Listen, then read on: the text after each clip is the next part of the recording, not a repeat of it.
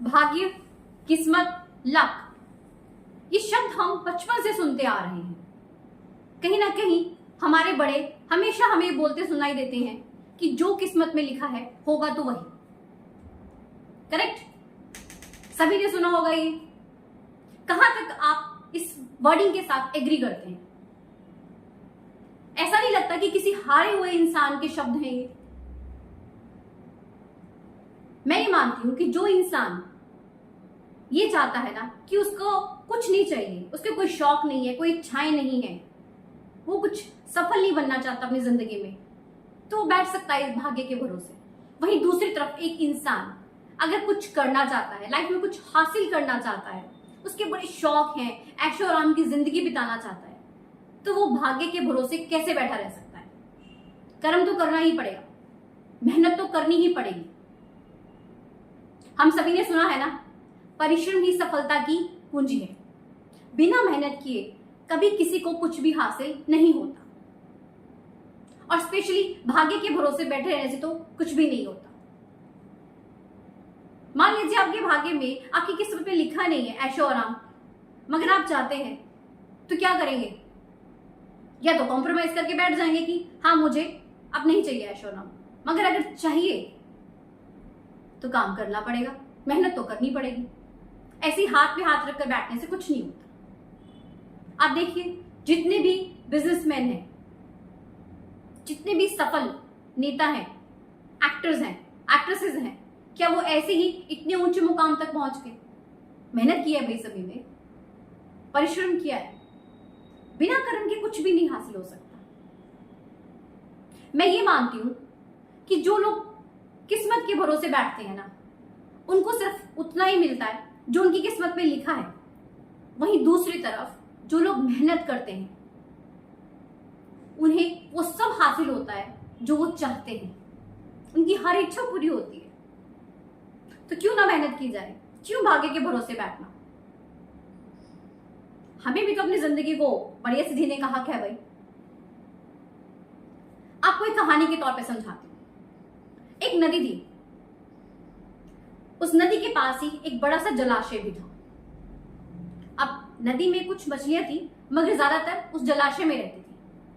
मगर वो जो जलाशय था ना, वो बड़ी बड़ी झाड़ियों की वजह से ढका हुआ था, प्रॉपरली दिखाई नहीं देता था वो किसी को भी। ऐसे उस जलाशय में ना 3 ऐसी मछलियां थी जो बहुत गहरी दोस्त थी, मगर इन तीनों मछलियों की ना सोच बिल्कुल अलग थी। इनमें से जो पहली मछली थी ना, वो ये सोचती थी कि लाइफ में कोई भी मुश्किल आए ना, जैसे हमें उसका आभास हो, मुश्किल आने से पहले जैसे उसका हमें आभास हो, हमें उसका सॉल्यूशन ढूंढ लेना चाहिए। वहीं जो दूसरी तरफ जो थी मछली, वो ये मानती थी कि जब कोई मुसीबत आए तभी हमें उसका हल ढूंढना चाहिए, उससे पहले क्यों अपनी एनर्जी वेस्ट करनी, आने तो दो मुसीबत को। वहीं जो तीसरी मछली थी, वो भाग्य के भरोसे थी। वो ये कहती थी कि जो भाग्य में लिखा है ना, जो मेरी किस्मत में है वही होगा, क्यों अपने हाथ पैर मारने बेवजह। अब क्या होता है, मछुआरे होते हैं ना, जाल डालते हैं, मछलियां पकड़ते हैं। तो एक दिन वो आते हैं नदी में, जाल डालते हैं, मगर उनके हाथ कुछ लगता नहीं खास, बड़े वो उदास हो जाते हैं। शाम हो जाती है तो वो अपने घर जाने लगते हैं। तभी उनका ध्यान पड़ता है कि ना एक जलाशय है और उसके ऊपर ना कुछ पक्षी मंडरा रहे हैं। उनको डाउट होता है कि यहाँ पर ना डेफिनेटली मछलियां मिलेंगी हमें। तो कहते हैं कि अभी तो अंधेरा हो गया, हम यहाँ सुबह आएंगे और फिर यहाँ पर जाल फेंकेंगे, और हमें पूरी उम्मीद है कि यहाँ हमें बहुत बढ़िया अच्छी मछलियां मिल जाएंगी। तो उन मछुआरों की बातें ना ये मछलियां सुन रही होती है। तो जो पहली मछली होती है, उसको अंदेशा हो गया कि अब मुसीबत आने वाली है। तो वो क्या करती है, उस जलाशय को छोड़कर नदी में भाग जाती है। वो जाने से पहले अपने दोनों फ्रेंड्स को बोलती है कि तुम भी साथ में चल लो, इन्होंने आना है सुबह, जाल फेंकना है और हमें पकड़ लेना है। मगर वो दोनों नहीं मानती है, तो पहली वाली अकेले ही चली जाती है। अब बची वो दूसरे नंबर वाली मछली और तीसरे नंबर वाली। अब दूसरे वाली को क्या होता है, वो ये मानती है ना कि जब मुसीबत आएगी तब देखी जाएगी। सुबह होती है, मछुआरे आ जाते हैं। एक्चुअली उसके मन में ये होता है ना दूसरे नंबर वाली मछली में कि हो सकता है कि कुछ ऐसी सिचुएशन बन जाए वो मछुआरे ना आ पाए, बारिश इतनी तेज आ जाए, बाढ़ आ जाए, उनका उनका जाल चूहे काट जाए, कुछ भी हो सकता है।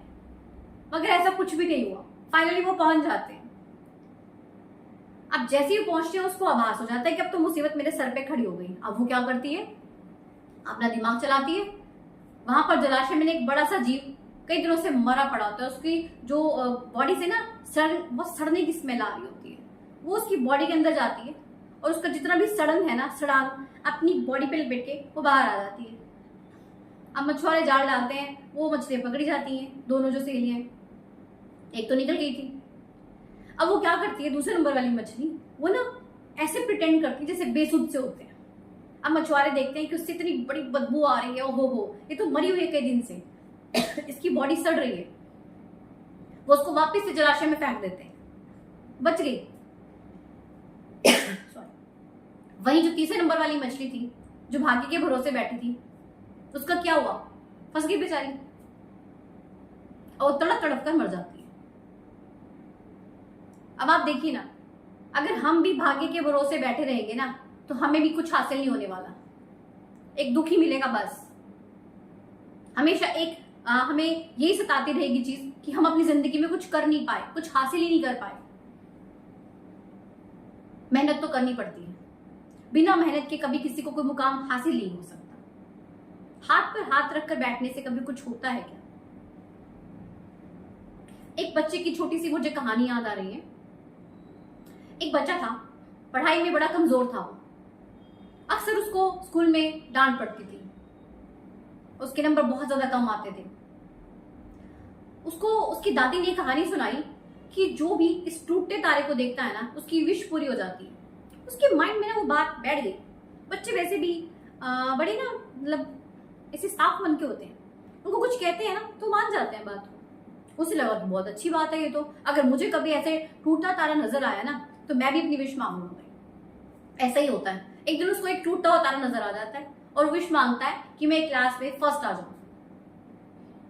बस अब उसको उसका माइंड सेट हो गया कि उसने तो फर्स्ट आना ही आना है, पढ़े चाहे ना पढ़े। छोड़ दिया उसने अपनी किस्मत के भरोसे। अब वो क्या करने लगा, फ्री हो गया और भी ज्यादा। अब उसे स्कूल में मार पड़ती, उसको कोई फर्क नहीं पड़ता था। घर में भी आना, स्कूल से आराम से खेलना कूदना, सो जाना, बस। फाइनली क्या हुआ, एग्जाम डेज आ गए, एग्जाम हुए, उसने दे भी दिए। फिर रिजल्ट का दिन आता है, सारी क्लास पास होती है, वो बच्चा फेल हो जाता है।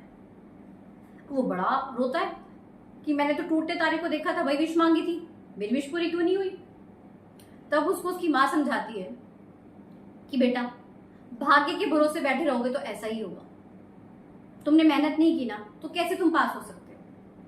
देखिए, कुछ भी ना हमें जिंदगी में हासिल करना है तो मेहनत करनी ही पड़ती है। ऐसे कुछ नहीं आ जाता अपने आप से। ये कहने की बातें हैं, किस्मत बदलनी पड़ती है हमें। एक बात मैं कहना चाहूंगी कि आज की जो हमारी युवा पीढ़ी है ना, हमारे जो बच्चे हैं, जो कल का भविष्य है, इनमें से कुछ मुट्ठी भर ही रह गए हैं जो बच्चे शायद परिश्रम करना जानते हैं।